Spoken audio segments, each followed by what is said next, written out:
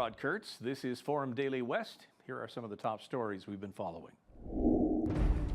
Ukrainian President Volodymyr Zelensky arrives at the G7 in Alberta following another Russian attack on the Ukrainian capital. We'll get the latest from our Jeanette Rocher at the G7.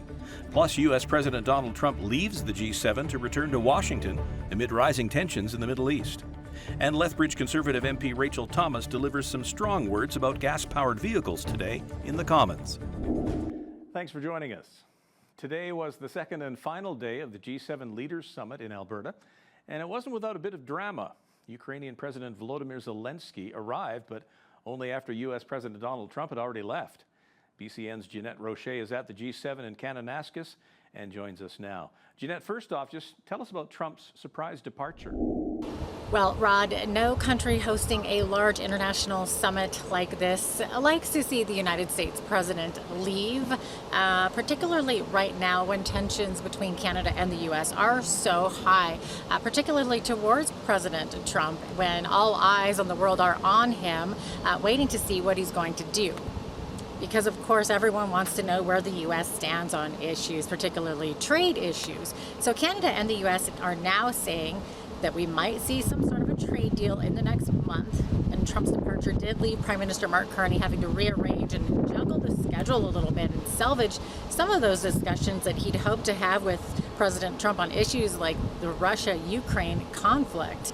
Now, ironically, Ukrainian President Volodymyr Zelensky arrived right after Trump had left, and there were rumors swirling that Zelensky was only making his way to this part of the world because Trump was going to be here, sort of a round two of their face-to-face, if we remember what happened a number of months back in the Oval Office when Zelensky left the White House. Unfortunately, those talks didn't get to happen, but Prime Minister Mark Carney met with Zelensky, and they talked about the latest Russian attack last night. I would like to start by condemning, in the strongest terms, the latest outrage, barbarism from Russia, and express my deep condolences, and those of the Canadian people, to the families in Kyiv who were affected. This underscores the importance of standing in total solidarity with Ukraine, with the Ukrainian people, and we had a discussion last night amongst G7 leaders. The President and I will discuss more. To be absolutely clear, the support will be unwavering until we get a just peace for Ukraine and Ukrainian people. Really, Ukrainians had, our families had, very difficult night. One of the biggest attacks from the very beginning of this war, 440 Shaheeds, Iranian drones, and 32 missiles, including ballistic. And I was on direct connection during the flight with all the ministers and of course with the chief of air defense. And really, it was a big attack on civilian infrastructure, on people, just people, houses, and etc. Big tragedy for us, and we need support from our allies, and I'm here, and thank you for the military package. It's important for our soldiers. Prime Minister Mark Carney promised $4.3 billion towards Ukraine's defense, and that includes $2 billion that would go towards weapons like ammunition, drones, and armored vehicles. And this would count towards Canada's NATO spending towards defense of 2%. So, Jeanette, what are we expecting in terms of the final communique? So the G7 leaders are wrapping up the G7 summit with a series of statements. The 7 world leaders were not expected to sign the usual lengthy statement outlining shared views. That is typical at the end of G7 summits. So this joint statement covers issues usually ranging from transnational repression and migrant smuggling to AI and quantum computing. Notably, Rod, there is no statement about Russia's ongoing invasion of Ukraine, but the G7 leaders did release a statement last night calling for a de-escalation of hostilities in the Middle East. Rod. Jeanette, thanks for all your hard work. Jeanette Rocher from the G7 Leaders Summit in Kananaskis, Alberta. The Edmonton Oilers face a must-win situation tonight in Florida if they want to stay alive in the Stanley Cup Final. They trail the Florida Panthers in the best of 7, 3 games to 2. When we return, we will have more of the top stories from the West with Forum Daily West.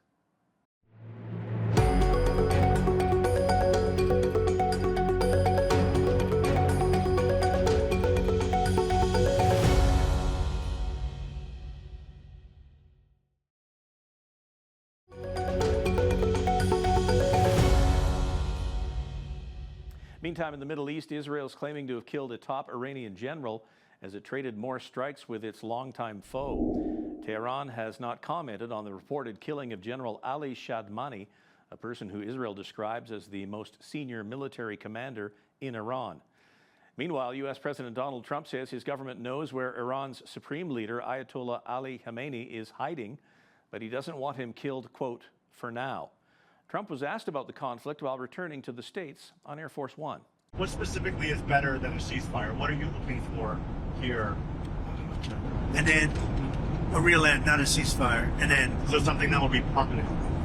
or giving up entirely. Is That's that okay too. Are you close there? Is that possible in the next 24 Why hours? not? Certainly possible. Complete give up. That's possible, yeah. Remember, Iran cannot have a nuclear weapon. It's very simple. We don't have to go too deep into it. They just can't have a nuclear weapon. You've always said that you don't believe Iran should be able to have a nuclear weapon, but how close do you personally think that they were to getting one? Because Tulsi Gabbard testified in March that the intelligence community said Iran wasn't building a nuclear weapon. I don't care what she said. I think they were very close to having it. They're great people. They know how to protect themselves. And when you say better, what's We'll come down so hard if they do anything to our people. We'll come down so hard that the gloves are off. About 80,000 Canadians are in the Middle East in the midst of the Israel-Iran conflict and the war in the Gaza Strip. Global Affairs Canada says that figure doesn't fully reflect how many of them may need help getting out of the region. It hasn't received any reports of Canadian injuries or deaths in the latest conflict. It's also warning against all travel to Iran, Israel, the West Bank, and the Gaza Strip, advising Canadians in the Middle East to monitor the news and follow the instructions of local authorities. Lethbridge MP Rachel Thomas was front and center today during question period in the Commons during a debate on the future of gas-powered vehicles. Thomas confronted the Liberal government, claiming they want to eliminate gas-powered vehicles and leave Canadians with the ability to purchase only electric vehicles beginning next year. Mr. Speaker, these Liberals over here do not believe in the freedom of choice that Canadians should have when it comes to the vehicle that they drive. Right now, they have a mandate in place that makes it so that Canadians will have to buy EVs. They will have to. But that does not fit the needs of Canadian families. And especially at this time when Canadian families are struggling to make ends meet, they cannot afford the additional $20,000 that this mandate will add to their bill when they go to purchase a new car. Right now, this government has an option, and that is to vote with Conservatives to relinquish their ban on gas-powered vehicles. Will they? Mr. Speaker, what I will do is stand up for our auto workers all across our country. We'll stand up for a strong auto industry. I will stand up to make sure that we're climate competitive and going where the world is moving, which if they actually looked at studies, globally, EV sales are up. So if the members opposite actually care about making sure that we are standing up for our auto workers, I hope that they will stand up with us to make sure that we are protecting the industry.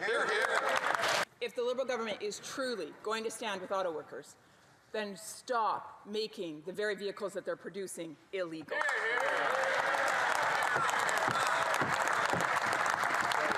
In my community of Lethbridge, a farmer cannot drive an EV to go pick up seed or drive an EV to go harvest their crop. Families in my community need choice when it comes to the vehicle that they will drive. Will the Liberals stand with Canadians and relinquish their ban on gas-powered cars? Minister DeBrusen responded, claiming the regulations say that there is no ban on gas-powered vehicles. In December 2023, though, then Environment Minister Stephen Guilbeault laid out regulations that will phase out the sales of gas and diesel-powered vehicles by 2035. Ontario Premier Doug Ford is sharing a harrowing tale about an attempted robbery at his house. At a news conference today, Ford says masked men tried to steal a car from his home just after midnight. So 4 thugs come racing down my street, masks on, ready to take the car out of the driveway. Surprise, surprise, at 12:30, the 2 police cars are there. The chase is on. So they chase him. One guy runs out, takes off. They capture him, and they catch these other guys. But just imagine all the unfortunate people that don't have security there at their house with masks on, and they had all the tools ready to break in and everything, you know, and guess what's going to happen? They're going to be back out. Why don't you guys come over for a barbecue tonight? You know, I'll take care of you better than the police, and thank God the police got you and I never did. Anyways, that's my rant. I'm sick and tired of the weak justice system that we have. They have to get a backbone, and we need to start throwing these people in jail.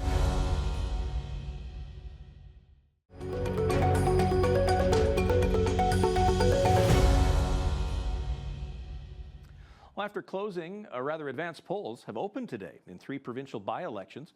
As of today, voters can cast early votes in Edmonton-Ellerslie, Edmonton-Strathcona, and Olds-Didsbury-Three Hills. Edmonton-Strathcona will be getting much of the attention, though, as NDP leader Naheed Nenshi is trying to win a seat in the legislature.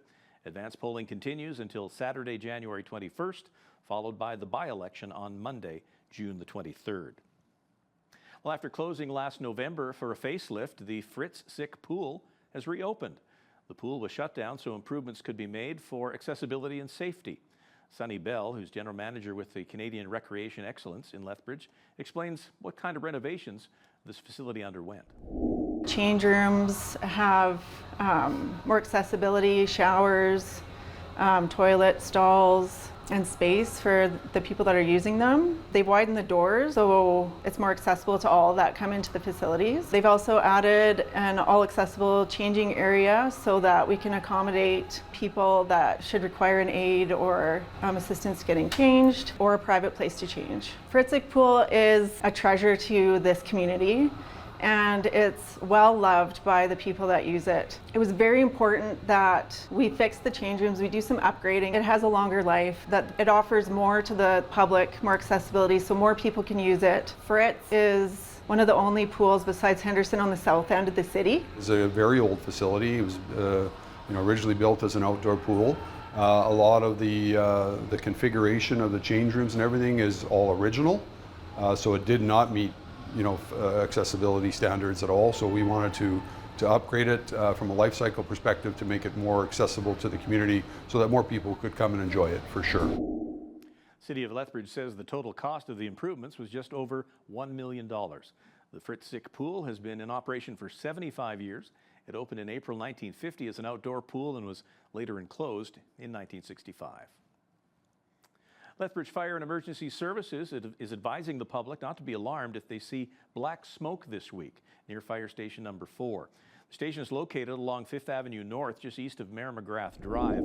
From Tuesday to Friday of this week, crews are involved in live training exercises on the station's grounds. The exercises will take place between 10 a.m. and 3 p.m. daily. During that time, residents may notice sporadic black smoke coming from the training facility. It is part of a controlled demonstration and there is no danger to the public.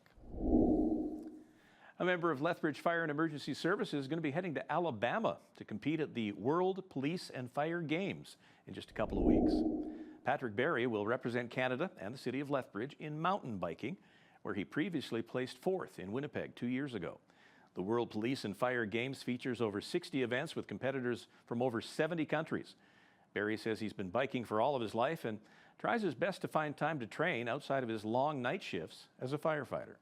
The competition is always really good and really high, and going back after I did Winnipeg 2 years ago, I just kind of want to have a really good race and improve on my time the last time, and then just meet all kinds of first responders down there and just have a lot of good fun. It's always tough to balance kind of night shift work and day shifts and stuff with training. Sometimes coming off a night shift, it's always difficult to get some training in, but maybe sometime in the later afternoon after some sleep at home, and just kind of finding that right home balance too with kids and school and activities and training, trying to train about 7 to 10 hours or so a week.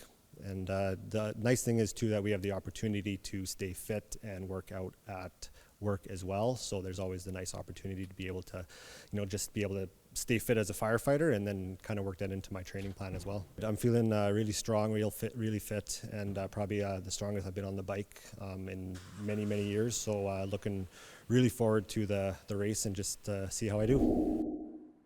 Barrie will participate in short track and Olympic cross-country events, with the games scheduled to take place from June 27th to July 6th in Birmingham. Members of both Lethbridge Fire and Emergency Services and the Lethbridge Police Service are gearing up for this year's Battle of the Badges, a charity softball game. The friendly matchup will see LPS and LFES members pitted against one another at Spitz Stadium on a Friday the 27th. The event's meant as a celebration of first responders, and the funds raised will go towards various local fire and police charities in the city.